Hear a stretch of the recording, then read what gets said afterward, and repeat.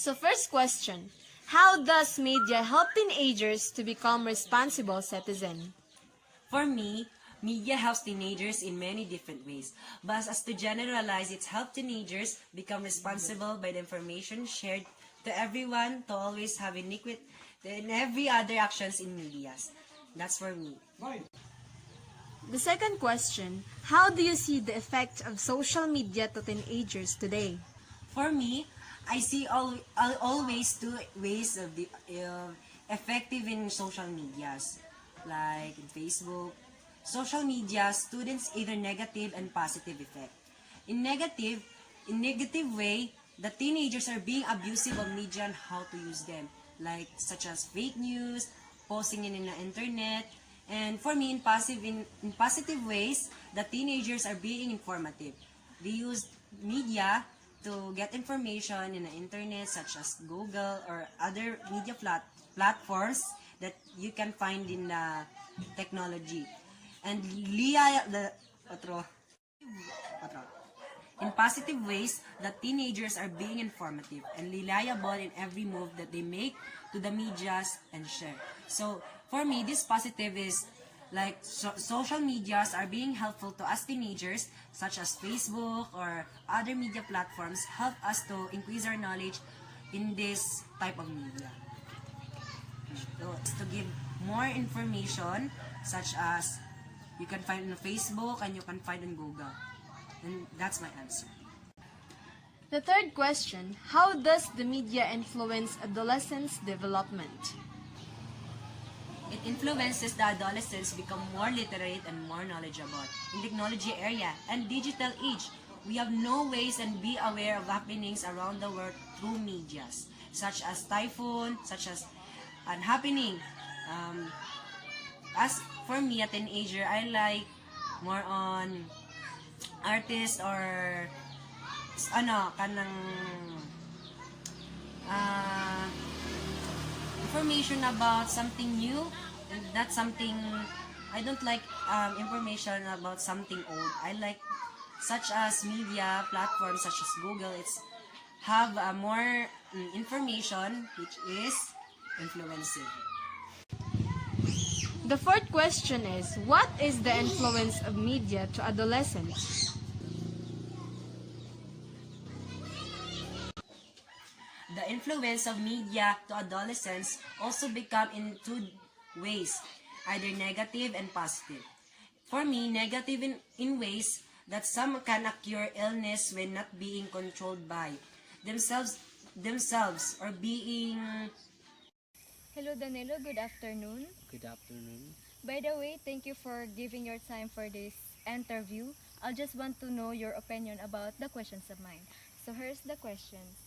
How does media help teenagers to become responsible citizens? Through the responsible use of technology, different social media platforms helps teenagers in obtaining knowledge, skills, in effective communications and construction, allowing them to engage in forms in social media engagement and interactions that respect human rights and dignity. That. So the second question is, how do you see the effect of social media to teenagers today?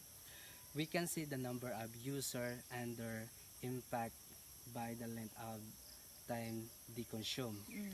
Makikita natin yung karamihan, yung kahabaan ng mga user today dahil during this pandemic, parang wala na tayong ibang libangan, kaya gamit tayo ng mga iba't ibang mga social media platforms like YouTube, Facebook, and the famous social media which is TikToks.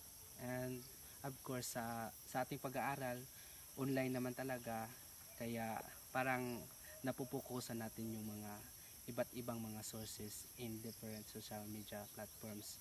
And social media kasi is very important because it can connect an unlimited users in anywhere at any time.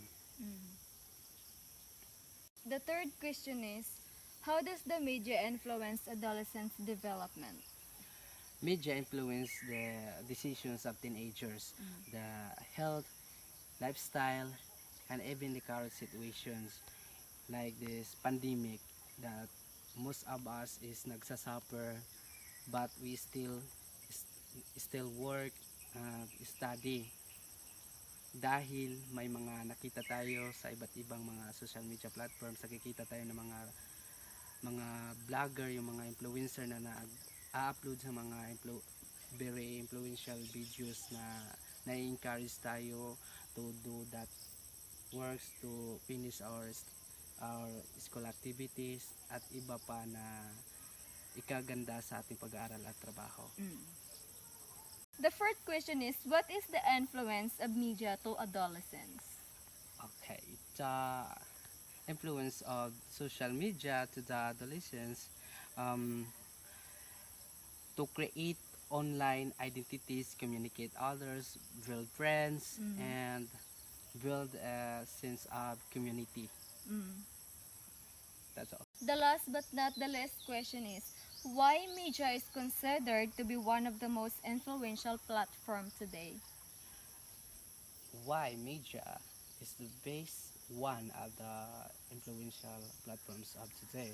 Because media is very effective way of sharing or spread knowledge, informations, news from one part of the world to another, especially in online or synchronous classes na kung saan tayo ay nag implement din ng online classes in our university, na kung saan patuloy pa rin tayong lumalaban, patuloy pa rin nakikipaglaban sa mga kahirapan na ating kinakaharap in this pandemic. Kaya very influential platforms, yung mga iba't ibang mga social media platforms. Kaya yun, sabi ko nga is very influential dahil nga gaya na nga sinabi ko is sorry for gaya nga sinabi ko yun na nga na parang malaking may tutulong ng social media sa atin sa Lalo na pag-aaral. ngayong pandemic. Oo, sorry for yun lang. Okay, thank you Mr. Danilo for giving your precious time to share your ideas and opinion.